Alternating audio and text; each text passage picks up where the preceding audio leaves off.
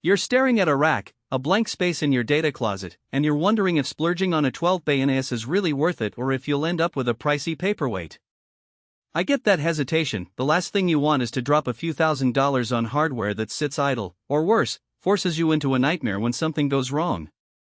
In the next few minutes I'm going to walk through what it's like to actually install and run the Synology RackStation RS2423RP+II, point out the moments where it shines, and flag the spots where it might feel like overkill. Link is in the description if you want to check the product details on Amazon. First off, let's talk about the kind of environment where this box belongs. It's a 2U rack mount unit with 12 drive bays, so you're already committing to a fairly sizable footprint.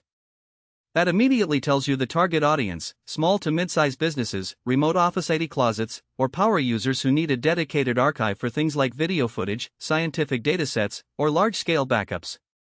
If you're a home user with a handful of external drives, this is probably more than you need. Likewise, if you're a startup that's still figuring out whether you need on-prem storage versus a cloud subscription, you might be better off testing the waters with a smaller Synology model first. When I pulled the RS2423RP+II out of its box, the first thing I noticed was the emphasis on redundancy. It comes with a hot swap redundant power supply, which means you can replace a failing PSU without ever powering down the system. In a real-world scenario, that translates to uninterrupted service for things like a surveillance system that writes 24/7 video streams, or a virtualized environment where a sudden power loss could corrupt VMs. The redundant power isn't just a nice to have, it's the backbone that lets you claim always on in a small data center. The chassis itself is a straightforward 12-bay layout with trays that slide in and out without tools. Setting up the drives was surprisingly quick. You just pull a tray, insert the SATA or SAS disk, and push it back.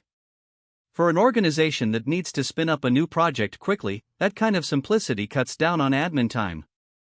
I loaded 8 10TB drives for a test environment, and the whole process took under 10 minutes, including the initial firmware flash. Now, let's address data movement. The unit ships with two 1GBE ports, which on paper sounds modest for a 12-bay beast. In practice, I found that for typical backup workloads and file serving, the dual gigabit links were more than enough, especially when you enable link aggregation. The throughput hit around 180 megabytes per second in sequential reads, which aligns with what you'd expect from a single gigabit connection under load. If your use case involves heavy media editing or large dataset transfers that need to move gigabytes in a matter of seconds, you'll want to add the optional PCIe Gen3 expansion card that supports 10 GBE or even 25 GBE. That upgrade is a clear trade-off. You get blazing fast transfers, but you also have to budget for the card and compatible network gear. It's not something you have to do out of the box, but the slot is there if you anticipate scaling up. One of the biggest draws of any Synology device is the Disk Station Manager (DSM) software. Even though the RS2423RP+II arrives diskless, once the drives are installed, DSM turns the hardware into a full-featured storage server with snapshots, replication, and granular access controls. In a real-world deployment, I set up scheduled snapshots for each volume and enabled Synology's Active Insight monitoring. The result was a clear picture of how storage was being used, and the ability to roll back a file that had been accidentally overwritten.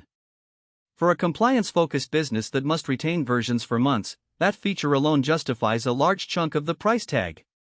Security-wise, the unit offers encrypted shared folders, two-factor authentication, and the ability to bind to an LDAP or Active Directory domain.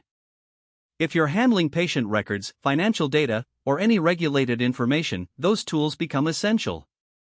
The redundancy isn't limited to power. The RAID controller can be set up in RAID 6, giving you tolerance for 2 simultaneous drive failures. During my testing, I simulated a double drive failure and the system continued serving data without interruption. The rebuild process took a few hours, but the NAS never went offline. Let's be honest about the weaknesses. The most glaring one is the cost of entry. You're paying for a chassis, the redundant PSU, the RAID controller, and the licensing that comes with DSM. Add 12 enterprise-grade drives, and you're quickly in the 4-figure range. If you're on a shoestring budget, that's a steep hill to climb. Also, the default networking might feel limiting for anyone who's used to newer NAS models that ship with 2.5 GBE or 10 GBE out of the box. You'll need to purchase an upgrade card, which adds both expense and an extra step in the setup process. Another practical consideration is noise and heat. A fully populated 12-bay rack mount